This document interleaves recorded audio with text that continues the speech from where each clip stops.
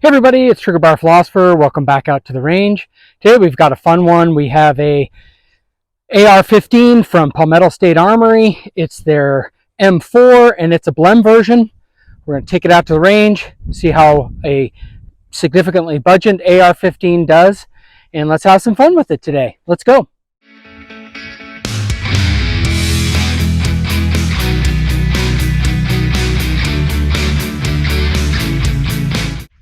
All right, so before we get shooting, let's just take a little bit of a closer look. Haven't even had the first shots out of this rifle yet.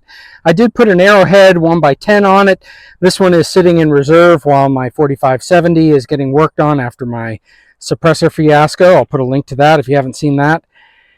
But yeah, so this is the rifle. I can't really tell what the Blem is on it. Maybe, hopefully it's not in function, but this is a free-floated barrel, which is pretty awesome. This has an M-LOK handguard, which, you know, the traditional M4, traditional Magpul buttstock hand grip.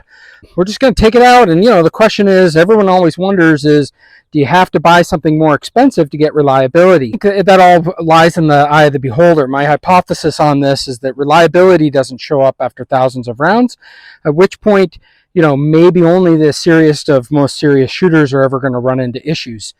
And maybe not everybody else is going to be shooting thousands of rounds. And so this is probably going to be a pretty functioning, awesome rifle. See, it does have a flash hider up at the top. And so yeah, we're just going to be doing function, doing some shooting a little bit today, and working with it. So let's go. All right, so the very first thing that we're going to do today is we got to try and sight this scope in and try to get at least something on paper.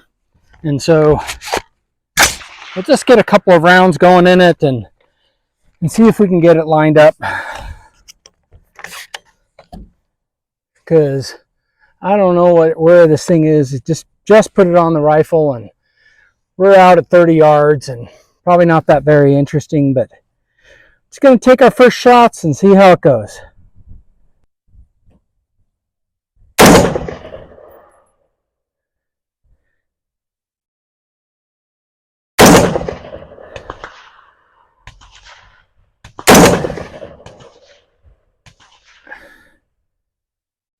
It looks like we're going way high, so let me try and drop that down a little bit. All right, I got to come left a little bit.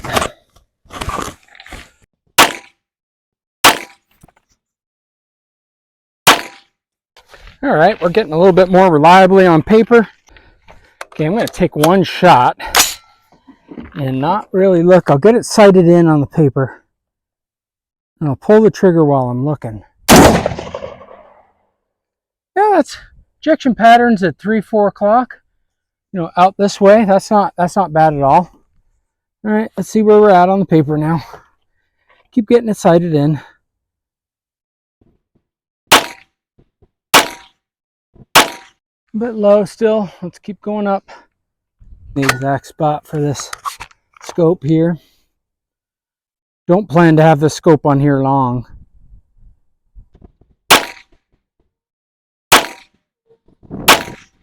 Seem to be going way. Now I'm going up, way too far up. Come back down.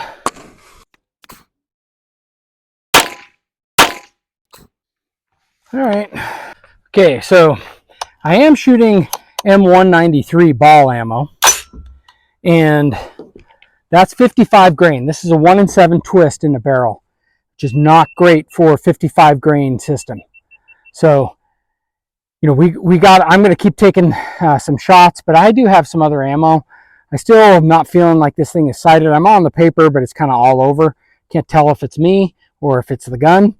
I will say that this is a mid-length gas system, and a carbine length gas system. I really wish it were the mid-length, because you can feel this recoil just a little bit more. Maybe putting in a different gas block might help with that type of function on it. But again, you do have a carbine length gas system, and that's going to be a bit more punchy with the barrel, even though it's a 16-inch barrel. Not sure why they sell a 16-inch barrel with a carbine length gas, you know, port, but it is what it is.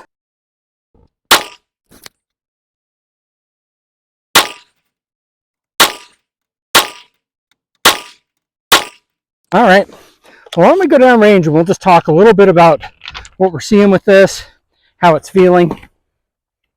Not shooting great distances. Let's come down here and we'll just see what we're looking at. And again, I am not on a solid bench rest, so I'm not expecting it to be holes and holes, but I think we're getting there. So you can see where the target is. A lot of this stuff I was aiming here for. This stuff right in here, I was aiming there. And then some of these here, I was aiming here. So I think we could still go a little bit left. Looks like the surrounds are stabilizing. I don't see any keyholes, which is always good to see on our new rifle. Again, the ejection pattern is pretty good. It's all going out to 330. So if you did want to have a little bit of space to put a little bit of buffer tube to get it up to 3 or 2 or something like that. But yeah, I think by and large, it's doing pretty good. Does feel a little punchy. I do wish that it had a rifle length, or sorry, at least a mid-length gas system in it.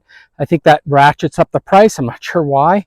But that is what it is. Maybe they just had these barrels and it was cheaper this way, but it's functioning. It's running. Compare that with some other rifles that I've had.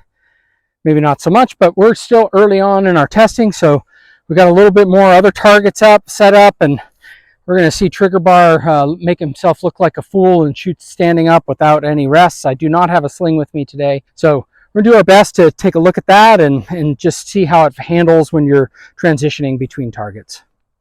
All right, so I just got a couple of mags. They are not totally full. We're just going to do some shooting. I got some steel. I got some targets up, and we're just going to shoot some of them and see how it goes.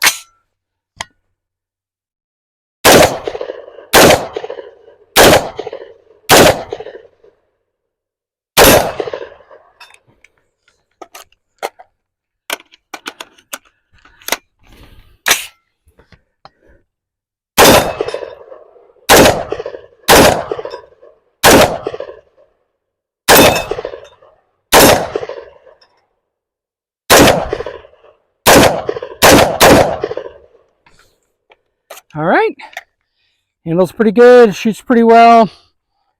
What's not to like? All my brass is flying off in that direction. This rifle's looking pretty good.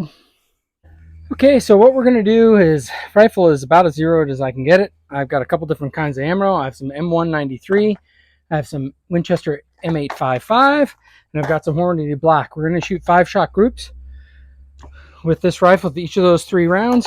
And we're going to see what we can get in terms of accuracy with this budget rifle.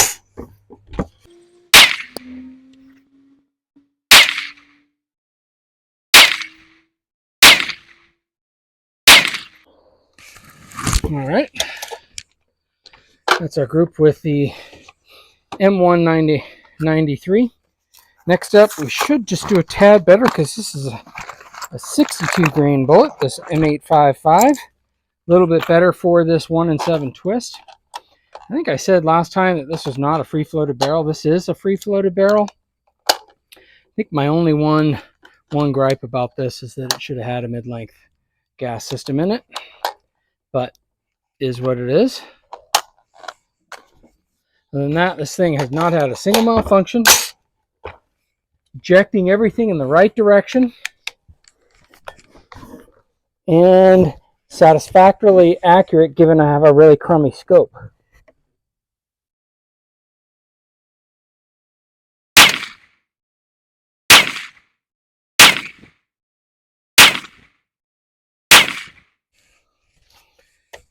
I got one more.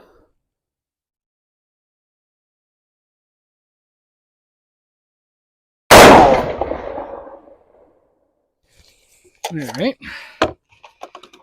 Then let's shoot one last group with the Hornady Black. This is a little bit more of a premium ammo. It's starting to go up in cost here a little bit.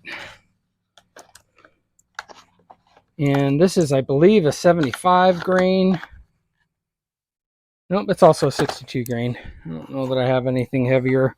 Probably should have been good to test with some 75 grain or 77 grain, but that's okay. We'll go to the higher quality ammo with this Hornady Black and see how it shoots.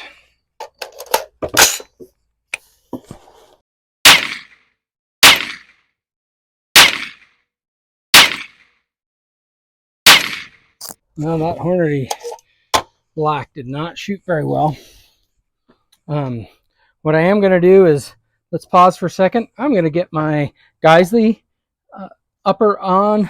Well, not on. I'm going to just bring over my Geisley gun. I'm going to shoot a 5-shot group with this Hornady Black and see if there's any difference between the two. Next up, I've got the Geisley upper with an arrow lower, my green machine gun, not machine gun ASDF, green machine, comma, gun, not machine gun hyphenated. You know what I mean.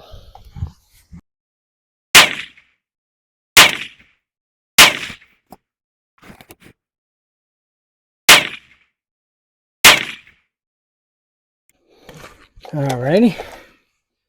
Why don't we go down and take a look and think about some conclusions. Okay, so let's just take a look for M1 983, M193, 1, 2, 3, 4, 5. Was aiming here. I think the system's still a little bit over there, but not great. That's like, let's see, 1, 2, 3, 4 MOA. Yeah, that's not great at 100 yards. My scope does suck. But notice what happens when we go to the M855. Really tightens in quite a bit. I'm sure that some of these could very much be related to my sucky shooting and the bad scope position that I had. Basically, for my eye relief, I just slapped that thing on as fast as I could. For my eye relief, it had to be off my shoulder.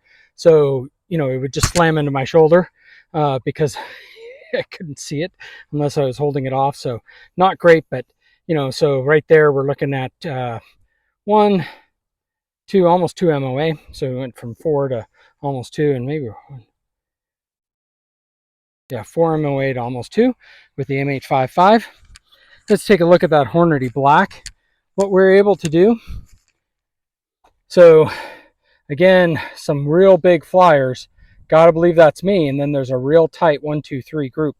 So I think this is capable of shooting MOA with good ammunition that's for this and a good decent scope.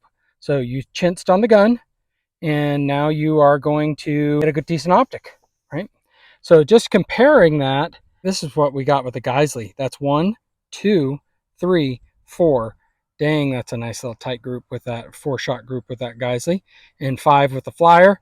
Have the same scope, but it's mounted. Both these systems have arrowhead 1 to 10, but the one is that I took a little bit more time in seating it in the proper spot on the rail so that it was good when I have it up to my shoulder and everything like that. So make sure you do that, guys. That's important. But jeez, that Geisley one. But hey, look. This is almost double the cost to get from here to here. Is that worth it? Depends on what you're doing, right? Depends on what you're doing. So let me know what you think about this budget PSA. I just love what PSA is doing. They are trying to make sure that everybody in this country has the right to bear arms, and at an affordable cost, they can bear not the most Gucci, not the most elaborate, but they're democratizing the AR-15, which is a fabulous thing to do. If you believe in your Second Amendment right, that everyone should have the right to bear arms, that we should have the right to self-defense, that we should have the right to defend our family, defend our freedom, defend ourselves, defend our religions, defend our God and our country. So I believe that that's what they're doing, and I think we should support them. So hallelujah on this rifle. I think it's a good one. If you have an opportunity and you see one that's maybe a mid-length, I would try to make that change. But you live and learn, and carbine length is work. And I bet you if we put an H1 buffer, it'll still cycle just fine, and it'll feel just a little bit better as it shoots. So let me know what you think. Put your comments in the section below. Is this a rifle that you would get? Is this one that you would buy? Would you never trust your life with something like this, just only for training? Or if, hey, look, you don't have $1,000. You don't have, $800, $700, $600. You have 400. There are some for 329. Not this one, but there are some for 329. Is this something that you would get? Please let me know in the comments. And always, please, if you would take a minute, subscribe, hit the like button, and share. Thank you so much. Have a great day.